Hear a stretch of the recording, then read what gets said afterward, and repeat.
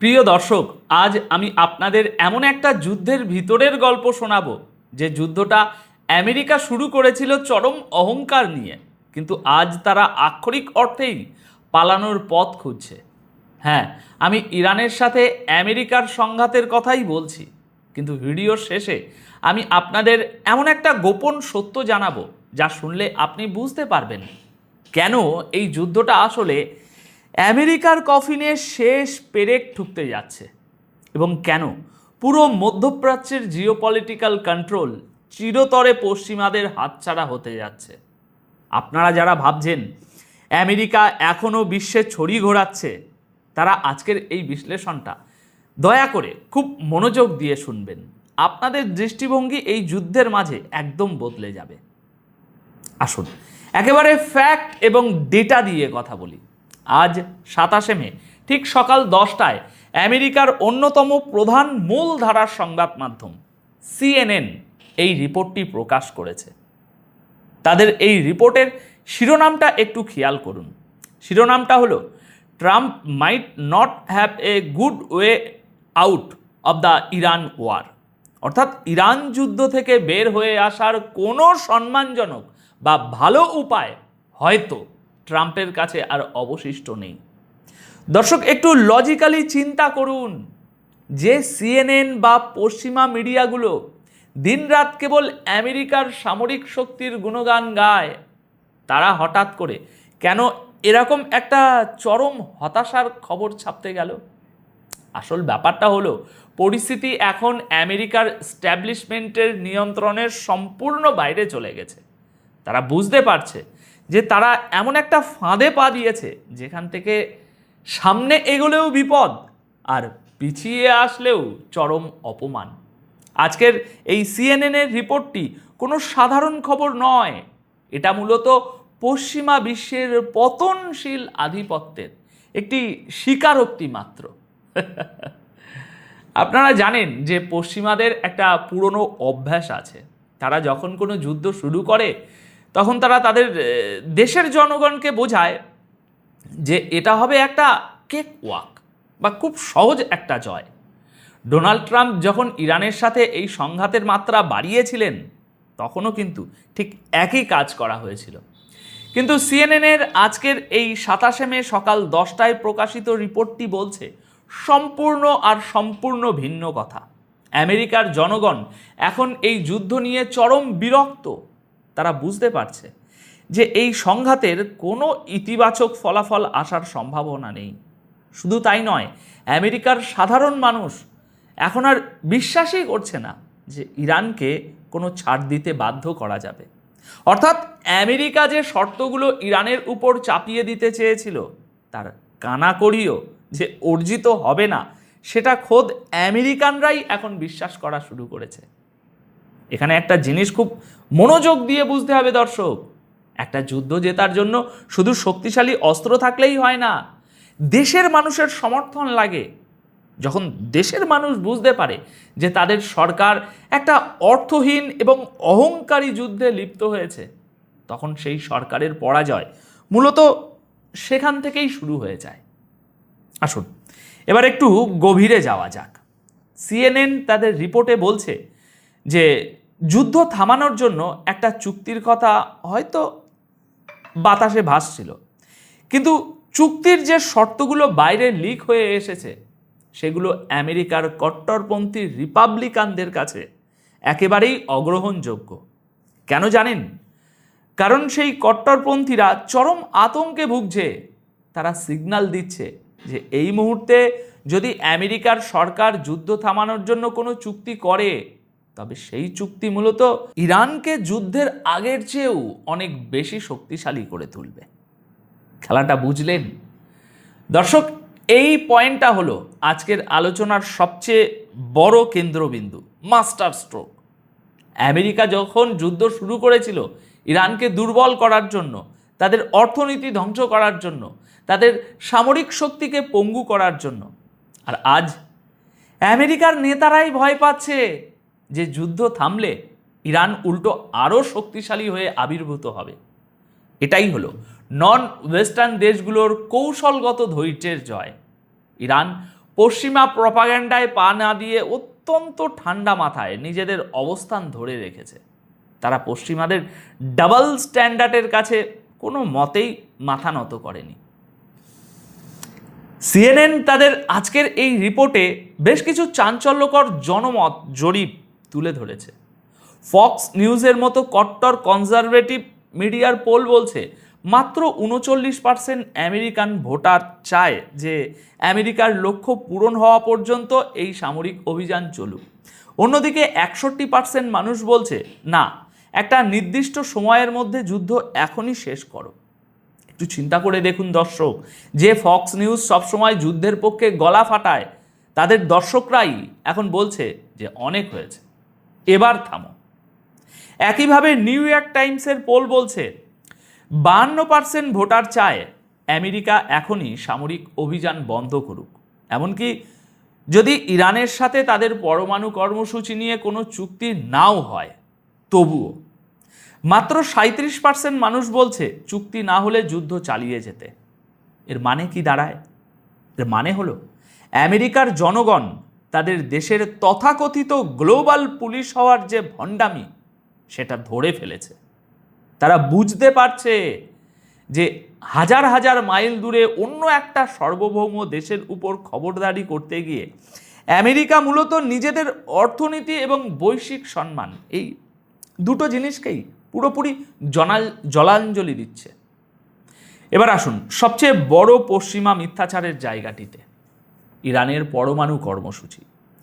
CNN আজকের এই রিপোর্টে বলছে যে নিউ ইয়র্ক টাইমসের জরিপ অনুযায়ী মাত্র 22% আমেরিকান বিশ্বাস করে যে এই যুদ্ধ ইরানের পরমাণু কর্মসূচি ধ্বংস করার ক্ষেত্রে খুব সুফল হবে। অথচ মনে করে দেখুন, গত গ্রীষ্মেই ট্রাম্প প্রশাসন গলা ফাটিয়ে দাবি করেছিল যে তারা ইরানের পরমাণু কর্মসূচিকে একেবারে ওয়াইপ আউট, নিশ্চিহ্ন করে দিয়েছে। দর্শক, এটাই হলো পশ্চিমা মিডিয়া এবং তাদের রাজনীতিবিদদের আসল চেহারা। তারা প্রথমে টিভিতে এসে বড় বড় কথা বলে, মিথ্যে বিজয়ের দাবি করে, আর যখন বাস্তবতার মুখোমুখি হয় তখন দেখা যায় তাদের সেই দাবির কোনো ভিত্তিই নেই। মাত্র 22% মানুষ যখন তাদের সরকারের কথা বিশ্বাস করে তখন বুঝতে হবে সেই দেশের সরকার তার ক্রেডিবিলিটি বা বিশ্বাসযোগ্যতা সম্পূর্ণ হারিয়েছে। 50% মানুষ সরাসরি বলছে যে আমেরিকা এই কাজে ব্যর্থ হবে। ওয়াশিংটন পোস্ট এবং এনবিসি নিউজের পোলও বলছে 65% আমেরিকান একেবারেই বিশ্বাস করে না যে কোনো চুক্তি হলে সেটা ইরানকে পরমাণু অস্ত্র তৈরি করা থেকে বিরত রাখতে পারবে। এখানে ইরানের দাবার চালটা বুঝতে হবে দর্শক। আমেরিকা ভেবেছিল তারা খুব সহজে ইরানকে তাদের শর্ত মানতে বাধ্য করবে, কিন্তু আজকের এই বহুমেরু বিশ্বে এখন আর আমেরিকার একচ্ছত্র আধিপত্য নেই। ইরান খুব ভালো করেই জানে যে তাদের পেছনে রাশিয়া, চীন এবং ব্রিক্সের মতো শক্তিশালী বিকল্প অর্থনীতি ও কৌশলগত ব্লক দাঁড়িয়ে আছে। পশ্চিমাদের এই স্যাংশন বা অবরোধের রাজনীতি এখন বুমেরাং হয়ে আমেরিকার দিকেই ফিরে আসছে। সিএনএনের এই রিপোর্টে অত্যন্ত স্পষ্টভাবে বলা হয়েছে যে নিউ ইয়র্ক টাইমসের পোল অনুযায়ী 55% মানুষ মনে করে এই যুদ্ধের যে খরচ তা কোনোভাবেই আমেরিকার জন্য লাভজনক হবে না। মাত্র 21% মানুষ মনে করে এটা লাভজনক। অর্থাৎ ট্রিলিয়ন ট্রিলিয়ন ডলার খরচ করে মধ্যপ্রাচ্যে নিজেদের সেনাঘাঁটিগুলোতে আতঙ্ক নিয়ে বসে থেকে আমেরিকা আসলে কি অর্জন করছে? এই যে এত বড় একটা শূন্য। আপনারা যারা ভাবছেন আমেরিকার ক্ষতি শুধু অর্থনৈতিক, তাদের জন্য সিএনএনের এই রিপোর্টে আরও ভয়ানক কিছু ডেটা আছে যা ওয়াশিংটন পোস্টের পোল থেকে নেওয়া হয়েছে। 61% আমেরিকান মনে করে এই যুদ্ধের কারণে আমেরিকার উপর সন্ত্রাসী হামলার ঝুঁকি অনেক বেড়ে গেছে। 56% মানুষ বলছে এই সংঘাত বিশ্বে আমেরিকার মিত্রদের সাথে তাদের সম্পর্ককে দুর্বল করে দিয়েছে।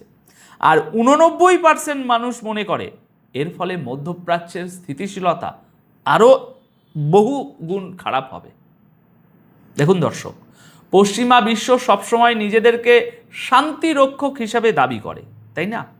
কিন্তু তাদের নিজেদের জনগণই এখন স্বীকার করছে যে আমেরিকা যেখানেই হাত দেয় সেখানেই অশান্তি বাড়ে। এই যে আমেরিকার সম্পর্ক দুর্বল হয়ে যাওয়া, এর মানে কি? এর মানে হলো ইউরোপের অনেক দেশ যারা আমেরিকার মিত্র, তারাও এখন আমেরিকার এই পাগলামিকে সমর্থন করতে চাইছে না। অন্যদিকে ইরান অত্যন্ত সফলভাবে একটা একটা করে তাদের গুটি সাজাচ্ছে। সিএনএনের আজকের এই রিপোর্টটি ট্রাম্পের ব্যক্তিগত রাজনৈতিক ভবিষ্যতের জন্য একটা অশনি সংকেত। সিএনএন তাদের নিজেদের পোল থেকে বলছে মাত্র 20% আমেরিকান বিশ্বাস করে যে ট্রাম্প ইরানের বিষয়ে সঠিক সিদ্ধান্ত নিতে পারবেন। এরপর 59% মানুষ ট্রাম্পের উপর কোনো আস্থাই নেই। কিন্তু দর্শক, এখানে শুধু ট্রাম্পকে দোষ দিলে লাভ নেই। এটা আসলে পুরো আমেরিকান ফরেন পলিসি এস্টাবলিশমেন্টের ব্যর্থতা। ট্রাম্প একসময় খুব দম্ভ করে বলেছিলেন যে তিনি শুধুমাত্র ইরানের নিঃশর্ত আত্মসমর্পণ, আনকন্ডিশনাল স্যারেন্ডার মেনে নেবেন। তিনি বলেছিলেন তার মূল লক্ষ্য হলো ইরানের পরমাণু কর্মসূচি পুরোপুরি বন্ধ করা। কিন্তু আজকের বাস্তবতা কি?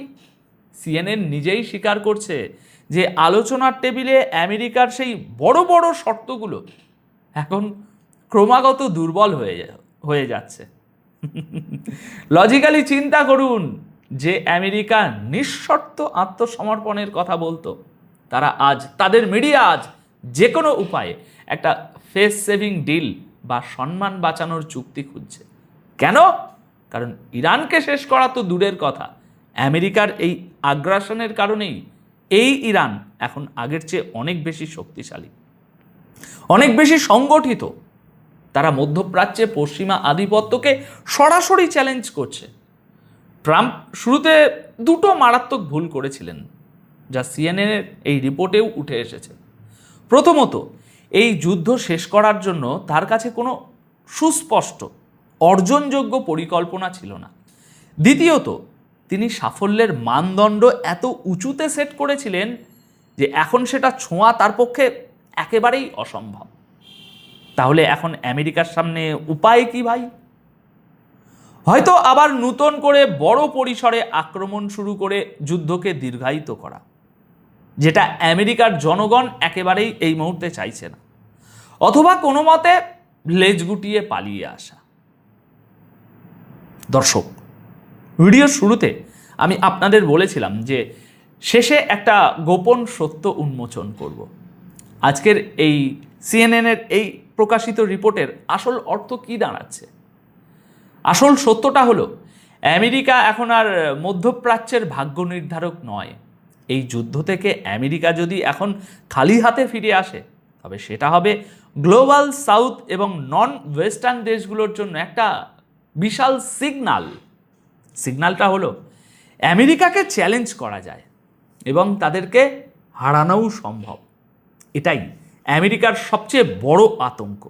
তারা ভয় পাচ্ছে যে ইরান যদি এই যুদ্ধে টিকে যায় এবং আরও শক্তিশালী হয়ে বেরিয়ে আসে, তবে তা পুরো বিশ্বে একটা চেইন রিয়াকশান তৈরি করবে।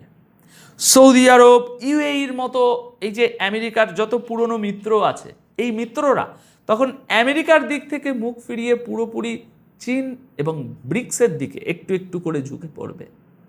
পেট্রোডলারের পতন ত্বরান্বিত হবে। আমেরিকার সামরিক আধিপত্যের যে রূপকথা, সেটা চিরতরে ভেঙে যাবে।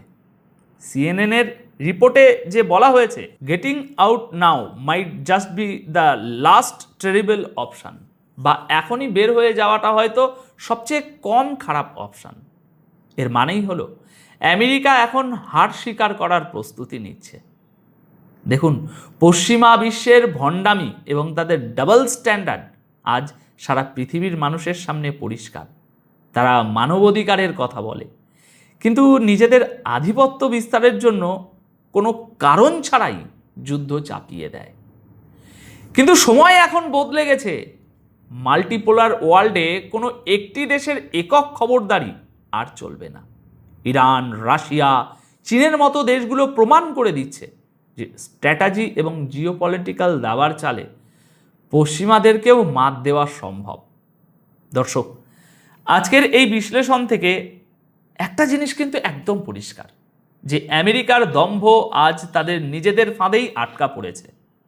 এখন আপনাদের কাছে আমার একটা প্রশ্ন রেখে যেতে চাই, আপনার কি মনে হয় আমেরিকা কি তাদের এই ব্যর্থতা মেনে নিয়ে মধ্যপ্রাচ্য থেকে নিজেদের গুটিয়ে নেবে, নাকি নিজেদের পতন ঠেকানোর মরিয়া চেষ্টায় নতুন কোনো ভয়ঙ্কর ভুল করে বসবে? আপনাদের সুচিন্তিত মতামত অবশ্যই কমেন্ট করে জানাবেন। আজ তাহলে এ পর্যন্তই। সবাই খুব ভালো থাকবেন, নিজের খেয়াল রাখবেন। ধন্যবাদ আপনাদের সকলকে।